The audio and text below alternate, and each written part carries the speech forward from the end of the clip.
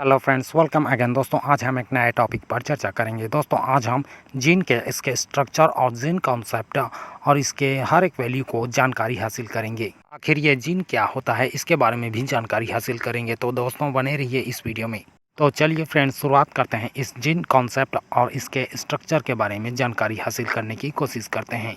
चलिए हम इसकी शुरुआत सबसे शुरुआती तौर पर करते हैं। यहाँ पर देखें तो हमारे बॉडी सिस्टम में या इसके एक छोटे से पार्ट में ढेर सारे अरबों और लाखों सेल्स पाए जाते हैं और यही हमारा मैन्युफैक्चरर और पूरा बॉडी सिस्टम का पार्ट होता है। यही सभी सेल्स हमारे बॉडी सिस्टम का मैकेनिज्म और वर्क करता है। तो चलिए हम इसको एक हेल्दी सेल्स के अध्ययन के हिसाब से समझ सकते हैं। यदि हम एक हेल्दी सेल्स के इसके इंटरनल स्ट्रक्चर को देखें तो यहाँ पर इसके साइटोप्लाज्म में एक न्यूक्लियस पाया जाता है और न्यूक्लियस के इसके भीतरी भाग को, जिसको न्यूक्लियोप्लाज्म कहा जाता है, क्रोमोसोम हेलिक्स के रूप में पाया जाता है। और इस क्रोमोसोम्स के इसके इंटरनल स्ट्रक्चर में इस प्रकार हेलिक्स के जीन स्ट्रक्चर पाए जाते हैं। इसी तरह आगे बढ़कर हम इसके जीन के बारे में पूरी जानकारी हासिल करें तो इसके सबसे पहले हम कॉन्सेप्ट को समझने की कोशिश करते हैं। तो चलिए हम इसकी शुरुआत करते हैं। इसकी शुरुआत होती है 1953 में। वॉटसन और क्रिक ने इसकी अवधारणा व्यक्त किया और उन्होंने अपने हिसाब से बताया कि इस प्रकार वास्तव में जीन एक क्रोमैटिडा के अविभाजित प्रोटीन के हेलिक्स के रूप में उसके बाहरी स्ट्रक्चर में रहते हैं। और उन्होंने बताया कि ये कार्बन, हाइड्रोजन, नाइट्रोजन, ऑक्सीजन और फास्फोरस के अणु से मिलकर बने रहते हैं। यदि हम इसको आधुनिक अवधारणा के हिसाब से समझें तो जीन एक प्रकार के डीएनए के एक खंड होते हैं और ये एक प्रकार के ग्रेन्युलर स्ट्रक्चर होते हैं। फिर इसी प्रकार फ्रेंड्स आगे चलकर जीन की एक मॉडर्न कॉन्सेप्ट ऑफ जीन का नई अवधारणा उत्पन्न हुई। आइए हम इसको बारीकी से समझने की कोशिश करते हैं। मॉडर्न कॉन्सेप्ट ऑफ जीन की अवधारणा सटन और इसके बाद बावेरी और मॉर्गन ने, और इसके अलावा ब्रिजेस और म्यूलर और उसके बाद विलिकन्स और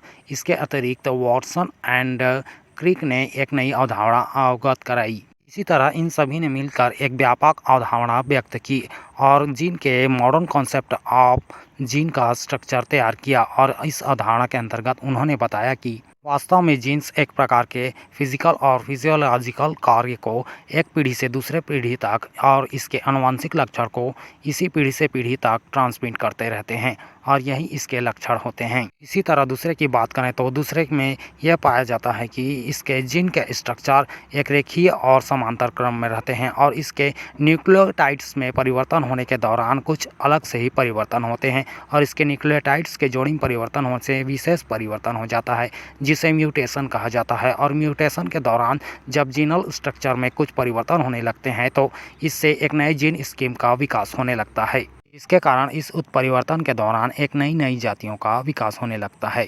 इसी तरह आगे बढ़कर हम बारीकी से जानने की कोशिश करें तो यहाँ पर देखें तो मेल और फीमेल में 23 जोड़ियाँ क्रोमोसोम्स पाई जाती हैं, जिसमें से 22 जोड़ियाँ काफ़ी समानता प्रदर्शित करती हैं और इस 22 जोड़ी को ऑटोसोम बोला जाता है। और इसमें 23वें जोड़ी को जो मेल में अलग और वहीं फीमेल में समानता प्रदर्शित करती है और यही सेक्स क्रोमोसोम कहा जाता है, जिसे लिंग का निर्धारण होता है। यदि हम जीन के इसके बाहरी स्ट्रक्चर को देखें तो ये कई प्रकार के मल्टीपल रूप में पाए जाते हैं और इसी प्रकार इनका स्ट्रक्चर मल्टीपल होता है और इसमें कुछ और भी अलग से स्ट्रक्चर होते हैं जो एक प्रकार के सामान्य अवस्था में पाया जाता है, जिसके 2 भाग होते हैं। सामान्यतः इस स्ट्रक्चर को एलील बोला जाता है, जो एक प्रकार का एक पहला सामान्य रहता है और दूसरा काफ़ी सक्रिय रहता है। इसी तरह आगे बढ़कर और जानकारी हासिल करें तो यहाँ पर जीन के स्ट्रक्चर में कुछ विशेष परिवर्तन होता है। इनमें ओवर क्रॉसिंग और मल्टीपल्स के या द्विगुणन के गुण पाए जाते हैं। जीन्स इसी प्रकार आगे चलकर इसमें द्विगुणन की क्षमता पाई जाती है। और इसी तरह आगे बढ़कर और जानकारी हासिल करें तो जीन का स्ट्रक्चर कुछ न्यूक्लियोटाइड्स के अंतर्गत ये पॉलीपेप्टाइड्स वाले प्रोटीन का निर्माण करते हैं और विशेष रूप से एक अलग से एंजाइम का फॉर्मेशन करते हैं।